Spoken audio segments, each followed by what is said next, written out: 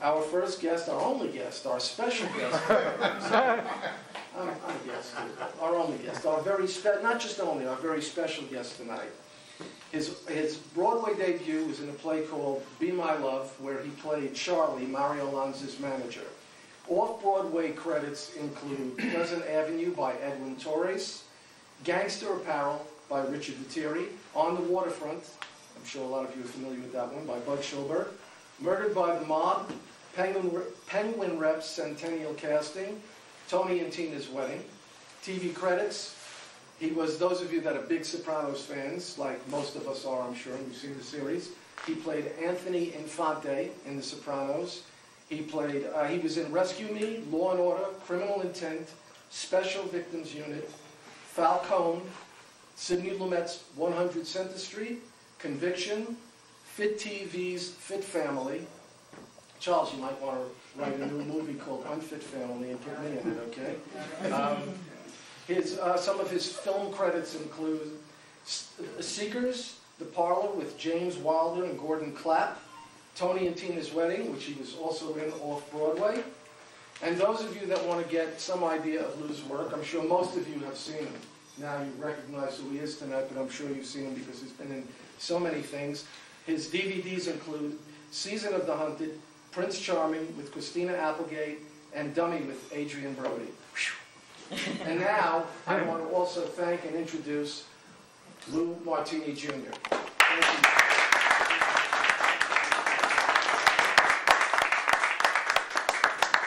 Okay, Lou, you got to slow down and let somebody else get a job. Okay, I got you. All right. I got you. Okay. You know what I want to do tonight? I want to start pretty much right near the beginning, and I want to talk a little bit about your relationship with your father and your mother. But your father was an actor, Luigi Martini Jr. He was an actor and a singer. He was an actor, singer, dance man, entertainer, MC. Did it all back in those days. When, back in those days, you had to do everything. If you wanted a job, if there was a singing job, you go to a singing audition. Maybe you couldn't sing, but you learned to sing that day. You go to the audition and try to get a singing job. So my dad did everything. I come from a showbiz family, as they say back in the day, where my father was a terrific character actor up until like 1971 when he passed. My uncle, for you music people, was a famous saloon piano player by the name of Benny Martini.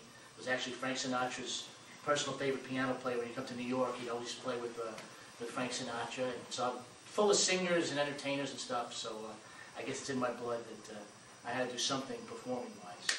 Now, sometimes with some families, parents are a little wary about having their kids go into this crazy profession. Was your father very supportive of you? Or did he discourage you? More than supportive. He got me work. Back in the day when my father was working, he made sure everybody in the family was working. To this day, when I pop in the tape of The Godfather, half of the people in the wedding scene are my cousins and aunts and uncles. My father got everybody work because my father was actually hired to play Luca Brasi in The Godfather. What had happened was he actually got to shoot one day, got sick on the set, became ill on the set, had a stroke shortly after that, passed away, and was replaced by the actor that was in the movie Lenny Montana. So that was one of my first movies. If you remember the scene where James Caan is taking the bridesmaid upstairs to fool around, well, two little kids run by them and run around the wedding cake in the kitchen, and the first kid was me. That was my first silent bit. My dad did a good job on it, so he kept me working, yeah.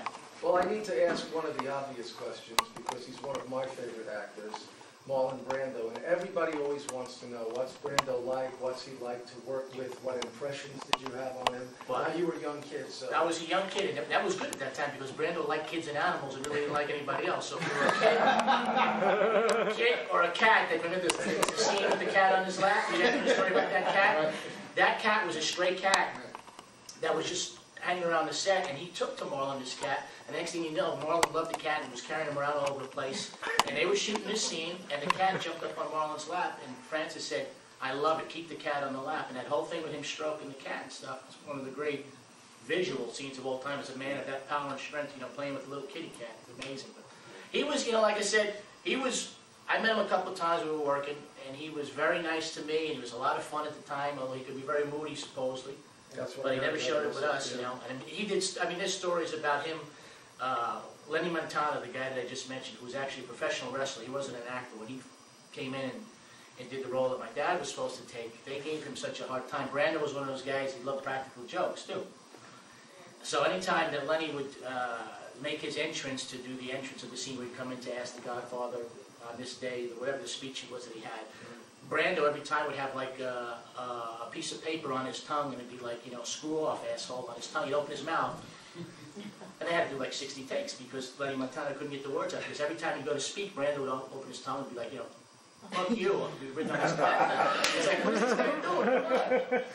So he could be good that way, but, you know, then there's the other stories about him being miserable. Right, he could be very difficult, and he had a real disdain for acting, and he didn't really like to do it, and puts it down. He hated people asking him questions about it. There's one story about him I heard, maybe you can verify this, that during the making of The Godfather, apparently the scene where they're taking him up the steps after he gets back from the hospital, Right, he had two very, very powerful guys that were supposed to be taking him up there, right. and because they were such strong men, weightlifters, he had some people put cinder blocks in the Yeah, bed. that's a true story. Oh, that's gone down. And these to the guys were huffing and animals. puffing, and their veins were popping out of their heads, and he was lying there. Like I said, on this shoot on The Godfather was maybe one of the most fun shoots he ever had. It's all he did was practical jokes about it. And I heard that story. That's a true story. The blocks. A little trivia now is there's one actor that was lucky enough to be in the original Godfather, not The Godfather 2 or 3, but in the original Godfather and on The Sopranos. Take a guess who that is. The original Godfather and the Sopranos. There's one actor that did principal work in The Godfather. And Johnny Ola. no, he's in Godfather 2. Oh, that he's in two. I know. I was thinking of the I'll give you initials. I'll give you initials. L.M. Lou Martini. Hey, we're in the prize. See, I should have done You my guys are homework. quick. I was going to say that, I but should have done. You got me going out where the buses don't go. Okay. Suppose this is what my publicist says, that I am the only one, according to record, that was in The Godfather and appeared on The Sopranos. That's kind of a cool little Could you sign this thing. thing? No, please. I would like that. We had hot pastrami. We're bonded forever. Yes, We went to we Katz's. went to Katz's the other day, and Lou was downtown, and I said, he said, you know, let's meet and get to know one another. I said, great. And he says, where do you want to meet? I said, where do you want to meet? He says, Katz's. I said, I'm there. I'm there. Good stuff, Yeah, good it stuff. was really good. What impressions did you have of Coppola as a director? I know you were young, you were 8 years old, but did you get a chance to watch them work? At that point in time, I was 8. So you really... I was pretty much spending time at craft services, eating tweezers and stuff like that. So I couldn't tell you how it worked. But like I said, once again, the set, you know, it's funny, I've been on a lot of sets in my time now, too. And going just back in the day, in general, when you worked back in the 60s and the 70s, and even, you know, I would say in the early 90s when I was still working, I don't know, it just seemed that people were more supportive. People were just, it seemed like everybody wanted to help everybody to make the film or the theater piece, whatever you're doing, into just one great big happy family. Let's make this the best we can and stuff. And you didn't see egos and things like you see now from the, you know, excuse my French, the 27-year-old PAs with the headsets that are running around that are just destroying things and yelling and screaming at people. I don't remember any of that when I was young. I remember everybody getting along. You know, it's interesting because... Except for the one time I told Barbara Streisand that she was ugly, and I got a lot of trouble. You did do that? Yeah. That's not a joke. Yeah, I was doing that picture funny. So you're going to repeat the story of what you said to me? Yeah, I guess I will. I'm doing that picture funny girl, and once again doing it back in the day. They don't have this anymore for you old timers. There's a thing called silent bait, a step above extra work. If you had something to do without dialogue, you would get a silent bit credit. So I'm doing a silent bit of funny girl. And once again, I'm young, who knows, 7 or 8 years old at the time. And I'm running around just being a kid. She's a couple of feet away. I guess she was taking directions at the time or something. And she turned and she screamed at me, somebody want to shut those kids up. So I looked at her and said, oh, why don't you go fix your nose? True story.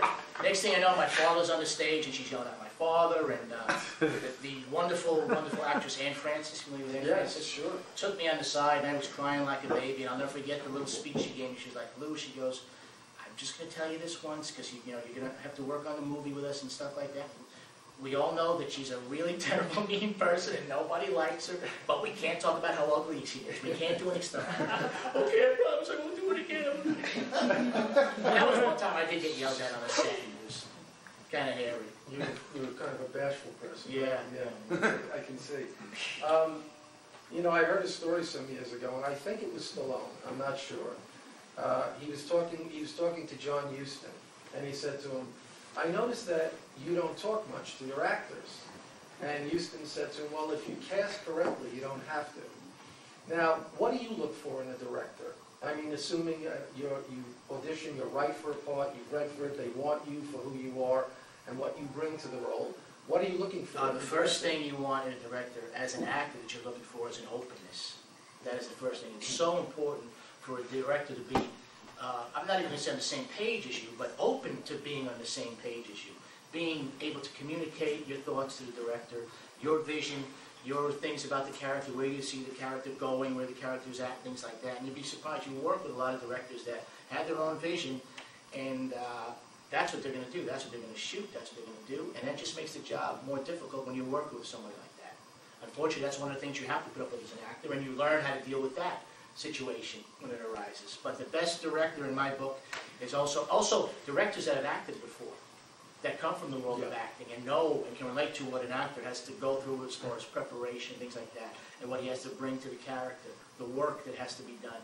And a director who's acted and has done that is going to have a different appreciation, I think, for that, as opposed to someone that maybe just had a film school a couple of years and spent 90% of his life just behind a camera and not dealing with people. It's an important thing that a lot of directors, I think, don't do today, and that's have that personal connection with the actors and the people they're working. You work with a lot of directors today that are very technical. It's interesting because as you said that, I was thinking about, I had read A Life by Elia Kazan, and he didn't have traditional auditions. He didn't have people read. If he wanted someone for a role, he took them through for a walk in the park, he took them to dinner, he took them to breakfast. He wanted to know what made that person tick, so that when he had him on stage, or he had him in front of the camera, he would know what buttons to push. Can you give some specific examples of, let's say, when you're playing a scene and you want the scene to go one way and the director wants the scene to go the other way, how you go about trying to make a compromise or somehow getting a little bit of your way to play it your way? But just to regress a second, I had an experience like that with Sidney Lumet, where I thought I was auditioning for a role on 100 Center Street, and they said that they'd give me the sides. The sides are the lines that you would audition for when I got there. So when that happens, and it happens a lot, you want to get there a half hour before your appointment so you have time to look at your sides and to do the work you need to do for the audition. So I get there and they tell me there's no sides. I'm like, this is strange, no sides. How am I going to audition with any sides? So you walk into the room, you're introduced to Mr. Lumet, his assistant is there, and he just talked to me for literally 3 minutes. Where are you from? Blah, blah, blah. Who'd you study with? I said, oh, I happen to study with one of the great acting teachers that I enjoyed studying with, was Julie Bavasso, who was a great character actress, was the mom in Saturday Night Fever and in Nostra. One of those ladies, if you saw her, you'd know her. Yeah. So as soon as I mentioned her name, he was like, whatever the assistant's name, Michelle, Lou's going to play Ernie in episodes 1 and 2. Sign him up. It was that wild and that quick. There was no audition, but I guess he got a sense of me in that 3.5 minutes of what he needed to fulfill in that character, and he was like, that's the guy. And that's a beautiful thing when you get a job that way. You know, that's a beautiful thing. And then you were able to collaborate with him because he was open. Yeah, he's very open, having suggestions. And like, the question was, when you get a director that's not like that, how do you deal with it? Yes, yes. You just say, yes, I'll do it that way. And then you kind of sneak in your own little way, you know, subtly do it your way also. You find that fine line because you want to make the director happy too. Right, you have to know how to work with directors and how to take direction. Absolutely, absolutely. You always say, yes, oh, that sounds great, I'll do it that way. Even if you think the guy may be the biggest jerk in the world, doesn't know what he's doing, you're like, that's yellow, yeah, that's a wonderful idea, let's try it that way. Yeah, so. Because remember, you're getting hired to do a job, Right. so you don't want to get fired. You don't want to be difficult and get a reputation of being hard to work with.